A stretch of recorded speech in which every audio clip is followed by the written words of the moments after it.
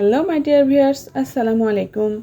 Cooking Tuker পক্ষ থেকে আজকের এপিসোডে আপনাদের জন্য থাকছে দারুণ মজার একটি স্ন্যাক্স রেসিপি।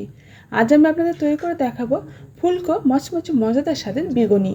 এই বেগুনিটা দেখতে যেমন সুন্দর লাগছে, খেতে কিন্তু ভীষণ মজার, আর তৈরি করাও খুবই সহজ। আর কিভাবে পারফেক্ট একেবারে দোকানের মতো পারফেক্ট বেগুনি তৈরি করবেন সেটা আমি আপনাদের সাথে শেয়ার করতে চলেছি। তাহলে চলুন ভিউয়ার্স, দেখে নেওয়া যাক কীভাবে খুব সহজে মচমচে মজাদার স্বাদের বেগুনি তৈরি করা যায়।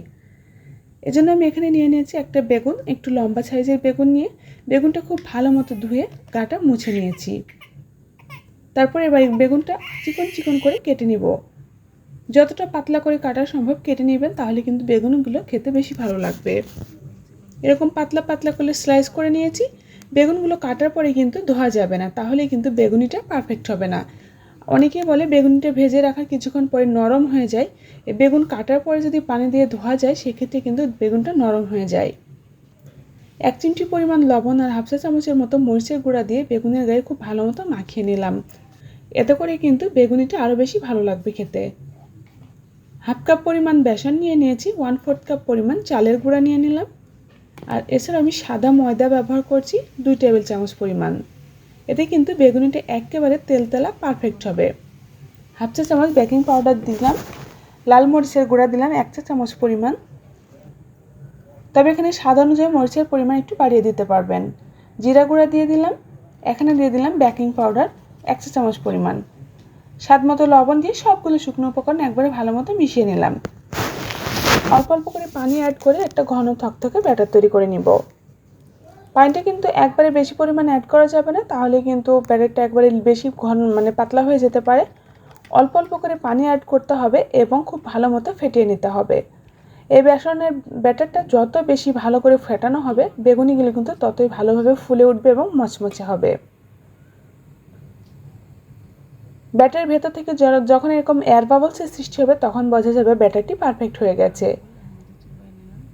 আমি এরকম করে একটা আঙ্গুল এরকম কোডিং করলাম, যদি দেখা যায় যে আঙ্গুলের শেপ বোঝা যাচ্ছে না তাহলে বুঝতে হবে ব্যাটারটা পারফেক্টভাবে হয়ে গেছে।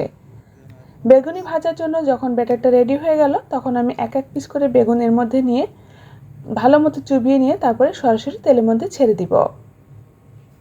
তেলটা আমি আগে থেকে গরম করতে দিয়ে দিয়েছিলাম। এই গরম তেলের মধ্যে বেগুনিগুলো এক এক করে ছেড়ে দিয়ে আলতো করে ভেজে নিচ্ছি। সাইড থেকে হালকা করে উপরে একটু তেল দিয়ে দিচ্ছি, তাহলে কিন্তু বেগুনগুলো আরও ভালো মতো ফুলে উঠবে। আমি যে বেগুনিগুলো ভেজে দেখাচ্ছি এগুলো দেখতেই শুধু সুন্দর না, এগুলো কিন্তু অনেক মজা লাগে খেতে, আর এটা খুব সুন্দরভাবে ফুলে উঠবে যদি আমার এই রেসিপিটি ফলো করেন। সবগুলো বেগুন কিন্তু পারফেক্টভাবে ফুলে একবারে টসটসা হয়ে যাচ্ছে, এতটাই ফুলে উঠছে যে বেগুনগুলো উল্টানো যাচ্ছে না।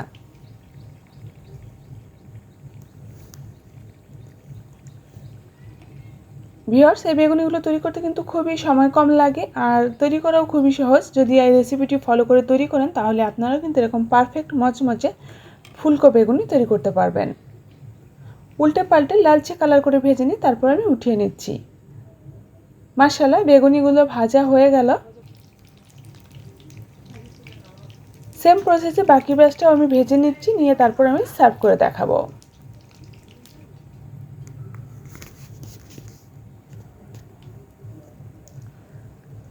সবগুলো বেগুনি ভেজে নেওয়ার পরে তারপর আমি চুলাটা বন্ধ করে দিব এবং সবগুলো বেগুনি প্লেটে উঠিয়ে আমি সার্ভ করে দেখিয়ে দিচ্ছি। এগুলো দেখে নিশ্চয়ই বোঝা যাচ্ছে কতটা লোভনীয় হয়েছে, একেবারে মচমচে এবং ফুলকো বেগুনি। বেশ ভাজারও অনেকক্ষণ পর্যন্ত কিন্তু এই বেগুনিগুলো অনেক বেশি মচমচে থাকবে। অনেকেই আছে ইফতারের ঠিক আগ মুহূর্তে বেগুনিগুলো তৈরি করেন যাতে করে এগুলো মচমচে থাকে। এভাবে যদি পারফেক্ট ওয়েতে বেগুনিগুলো তৈরি করেন তাহলে কিন্তু ইফতারের 2-3 ঘন্টা আগেও আপনারা এটা তৈরি করে রাখতে পারবেন, তাহলে একদম পারফেক্ট ও সুস্বাদু থাকবে। দেখে নিশ্চয়ই বুঝতে পারছেন কতটা ফুলে উঠেছে, একবারে মচমচা। ভেতরটা আমি দেখিয়ে দিচ্ছি, একদম ফ্লাফি হয়ে উঠেছে। ভেতরের বেগুনটা একদম খুব ভালো মতো সিদ্ধ হয়ে পারফেক্টভাবে বেগুনিটা রেডি হয়ে গেছে। ভিউয়ার্স, তাহলে বাসায় ট্রাই করে দেখতে পারেন আমার রেসিপিটি ফলো করে। আজকের মতো এখানে বিদায় নিচ্ছি। আল্লাহ হাফেজ।